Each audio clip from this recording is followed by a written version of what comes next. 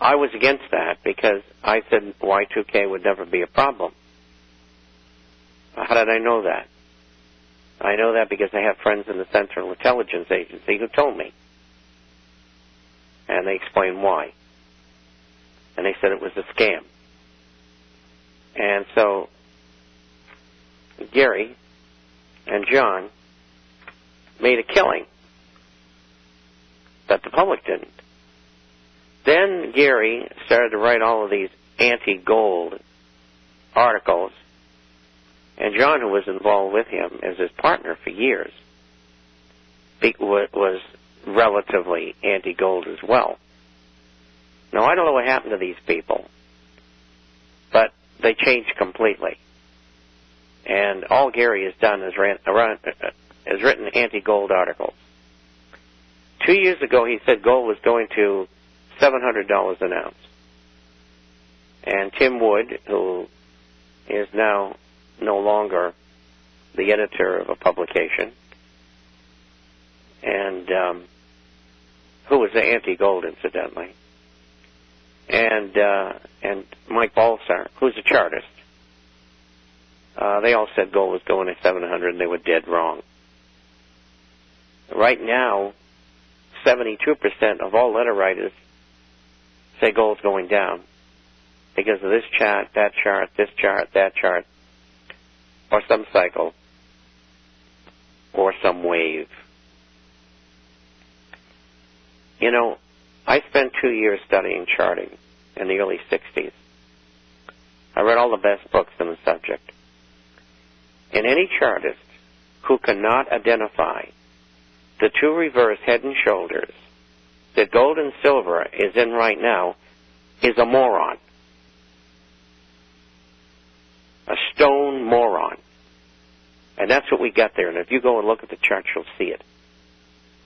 Gold and silver are going to fly whenever they break out of that pattern. And I don't think it's too far away. And the only reason they haven't broken out before this is intercession by government.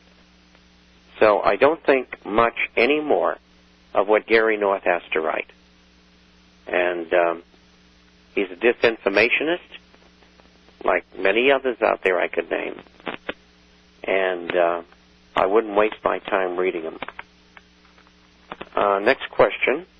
You know, Bob, after the Y2K, all three of those guys, they all disappeared. That's right. You know what? If they would have stood their ground and ate crow like everybody else did, that's, you know. Who would have cared? It's okay to be wrong. But they disappeared.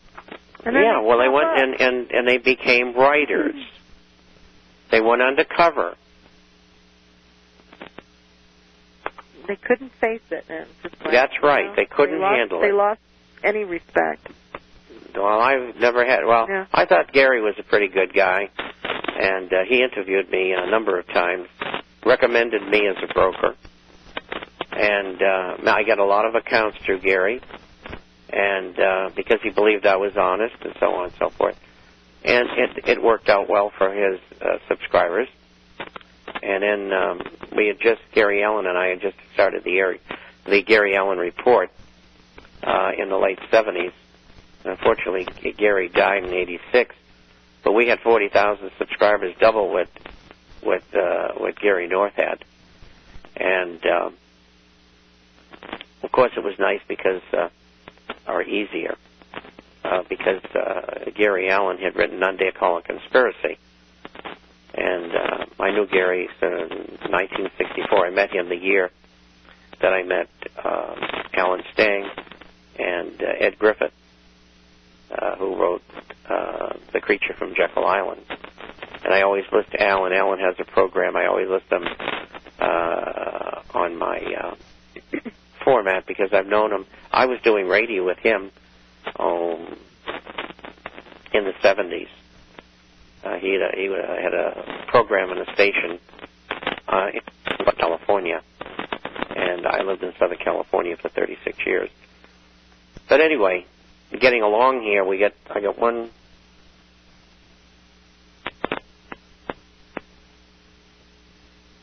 What? I'm sorry. One of the radio stations just sent me something. friend of mine, Anthony Hilder, is on another station this afternoon. I'll have to find out when he's on. He was also with me in 1964. But anyway, last question for me. What do you think about Mark Mobius and Peter Schiff's view that in emerging markets like China and India will decouple from the U.S. stock market? Absolutely, unequivocally, no. And they've been dead wrong on that. Dead wrong. And you ought to see the portfolios of Peter's clients. They look like a dog's breakfast. Because people come to me and say, what am I do? I'm down 60%, 55, 50%. I get them too, Bob.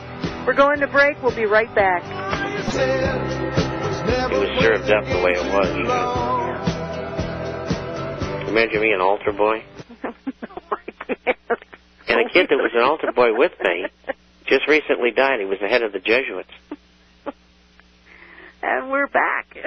And thank you for joining us. And, of course, you're listening to Financial Survival. I'm Melody Cedarstrom, and, of course, Robert Chapman of the International Forecaster. 800-375-4188. That's 1-800-375-4188. If you'd like a complimentary issue to the International Forecaster. And, Bob, tell us about the International Forecaster, please. It's about business, finance, economic, social, political issues all over the world. Publishing on Wednesday and Saturday by email, about 35 pages each time. We have a hard copy that goes out twice a month for those who are not on the Internet. And if you want to, you can go see our site.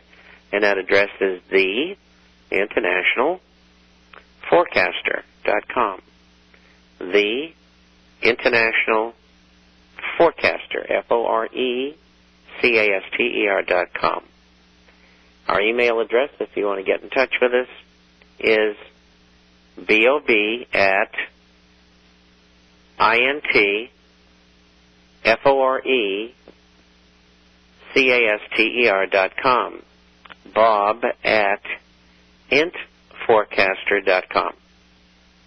800-375-4188 for your complimentary issue. And we do have, I know a lot of you are looking for fractional gold pieces. We do have some 1/10-ounce Philharmonic gold coins. They are available. The price on those today are $109 each. So we do have those, and they're equivalent to your British sovereigns. You get about the same amount of gold as you do in your British sovereigns for the price. So, but it's a 24-karat 1/10 ounce. So we do have those available. Because it's been so long since. It's been a while since the Treasury quit minting the 10th-ounce gold eagles.